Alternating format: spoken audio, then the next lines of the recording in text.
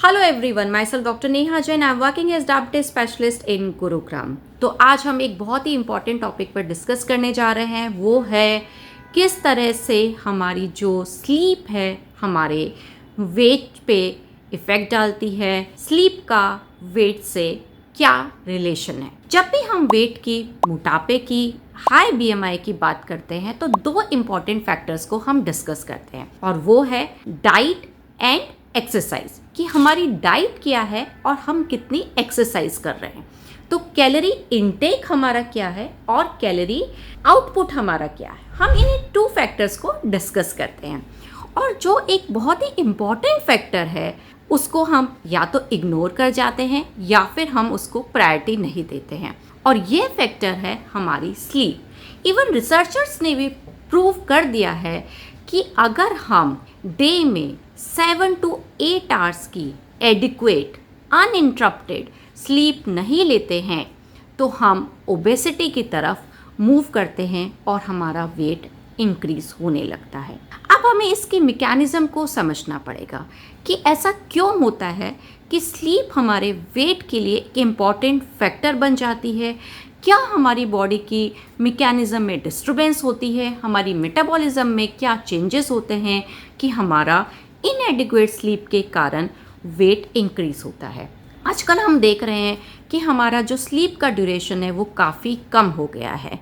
Late night mobile phone screen time increase हो गया है, आपका स्ट्रेस लेवल हाई रहता है। इस कारण से हमारा जो टोटल स्लीप का ड्यूरेशन है वो कम हो गया है। रिसर्चर्स ने बोला है कि अगर हम 1 या 2 आवर्स की भी स्लीप कम लेते हैं तो हम ओबेसिटी की तरफ प्रोन होते जा रहे हैं। अब हम इस मैकेनिज्म को समझते हैं। स्लीप, एडिक्वेट स्लीप केवल हमारे ब्रेन को ही शांत नहीं करती है, हमारी बॉडी को ही रिलैक्स नहीं करती है, बल्कि ये हार्मोन्स की मेटाबॉलिज्म के लिए बहुत इम्पॉर्टेंट रोल प्ले करती है। 3 इम्पॉर्टेंट हार्मोन्स को हमें समझने की जरूरत है। फर्स्ट हार्मोन है ghrelin hormone, second leptin hormone and third है कॉर्टिसोल हार्मोन। तो जो फर्स्ट हमारा ग्रेलिन हार्मोन है ये हमारे स्टमक से रिलीज होता है, ब्रेन के एपेटाइट सेंटर को स्टिमुलेट करता है और हमें हंगर की फीलिंग होती है। इस कारण से इसको हंगर हार्मोन भी कहते हैं। नॉर्मल सिचुएशन में इसका एक ड्यूरेशन होता है, तब ये रिलीज होता है और हमें हंगर की फीलिंग होती है। इनएडिक्वेट स्लीप के कारण हमारा ग्रेलिन हार्मोन इंक्रीज होने लगता है और इस कारण से हमारे हमेशा एक एपेटाइट, इंक्रीज हंगर की फीलिंग रहती है और हम ज़्यादा खाना खाते हैं। दूसरी तरफ जो लेप्टिन हार्मोन होता है वो इस हार्मोन के जस्ट रिवर्स वर्क करता है। ये हमारी फैट सेल एडिपोसाइट से रिलीज होता है और ये हमारे ब्रेन के सटाइटी सेंटर के थ्रू वर्क करके हमें फुलनेस की फीलिंग देता है और हमें बताता है कि अब हमारा पेट भर गया है। पर इनएडिक्वेट स्लीप के कारण इस लेप्टिन हार्मोन का लेवल कम होने लगता है।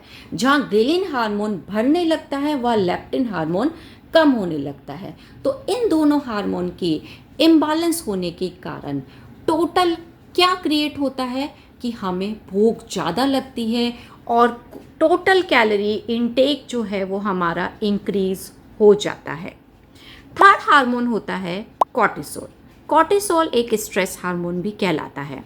इनएडिक्वेट स्लीप के कारण कॉर्टिसोल का लेवल हमारा इंक्रीज होने लगता है और कॉर्टिसोल हार्मोन भी आपकी एपेटाइट को इम्बैलेंस करता है और हम ज़्यादा कैलोरी डेंस फूड खाने के लिए प्रॉम्प्ट होने लगते हैं और कॉर्टिसोल का लेवल बढ़ने के कारण आप ज़्यादा फ्राइड और फैटी फूड खाते हैं और इससे भी हमारा टोटल कैलोरी इनटेक इंक्रीज होने लगता है और हम ओबेसिटी की तरफ या हमारा जो वेट है वो बढ़ने लगता है। तो इस तरह से हमने देखा कि 3 important hormone, ghrelin hormone, leptin hormone and cortisol hormone हमारे डिस्टर्ब हो जाते हैं इनएडिक्वेट स्लीप के कारण। तो हमें ध्यान रखना है कि अगर हमें मोटापे से बचना है तो हमें डाइट पे ध्यान रखना है, लाइफस्टाइल मॉडिफिकेशन करनी है, अपनी एक्सरसाइज लेवल को मेंटेन रखना है और साथ ही